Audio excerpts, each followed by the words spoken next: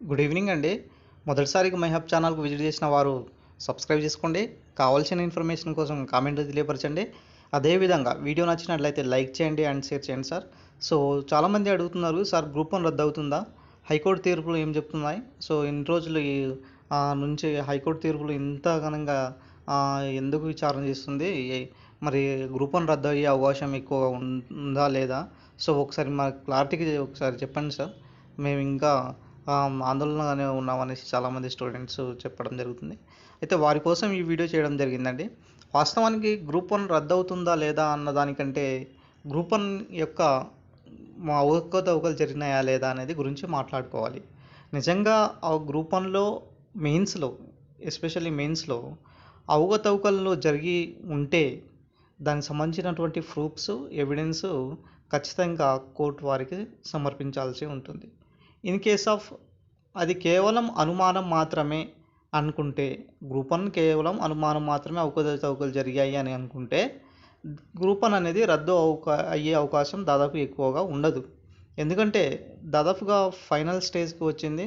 So మనకు certificate verification కూడా అయిపోయింది. జస్ట్ మనకు అపాయింట్మెంట్ లెటర్స్ ఇవ్వాల్సిన ఒకటే ఉన్నది కాబట్టి, ఏ తీర్పు అయినా సరే, ఇప్పటివరకు జరిగినటువంటి ఏ తీర్పు అయినా సరే, మరి న్యాయం ఉంటే ఖచ్చితంగా రద్దు చేస్తారు. సో ఈవెన్ 2011 గ్రూప్ 1లో కూడా దీనికి సంబంధించినటువంటి నోటిఫికేషన్ క్యాన్సిల్ అయ్యింది.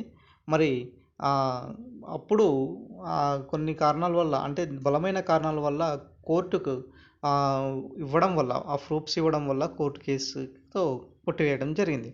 మరి ఇప్పుడు దీనికి సంబంధించినటువంటి ఇంత బలమైన కారణాలు ఉన్నాయా లేదా అనేది ఒక చర్చనీయమైన అంశంగా మారింది. సో నిన్ననే ఒక పేపర్లో చూసినామండి. సో బీఆర్ఎస్ ఎమ్మెల్యే పాడి కౌశిక్ రెడ్డి గారు ఒకరోజు ప్రగతి భవన్లో ప్రెస్ మీట్ కండక్ట్ చేశారు. సో ప్రెస్ మీట్ కండక్ట్ చేయడంతో రాముల్ నాయక్ కోడలు కి ఎస్టీ కోటల్లో ఫస్ట్ ర్యాంక్ వచ్చిందనేసి సంథింగ్ చెప్పడం జరిగింది కదా. సో మొన్ననే వాళ్ళకి సంబంధించినటువంటి అట్రాసిటీ కేసు కూడా వేయడం జరిగింది. మరి నిజంగా అంతటి బీఆర్ఎస్ ఎమ్మెల్యేలే మరి గ్రూప్ 1లో అవకతవకలు జరిగాయి అనేసి చెప్తున్నారు. సో కవిత గారు కూడా చెప్పారు గ్రూప్ 1 రద్దు చేయాలి అనేసి. మరి ఎంతవరకు దీనిపై క్లియర్ కట్గా ఉన్నది అంటే గ్రూప్ 1 రద్దు చేసే అంత ఎవిడెన్స్ ఉన్నదా? నిజంగా అంత ఎవిడెన్స్ ఉంటే మరి కోర్టుకు సమర్పించాలి కదా.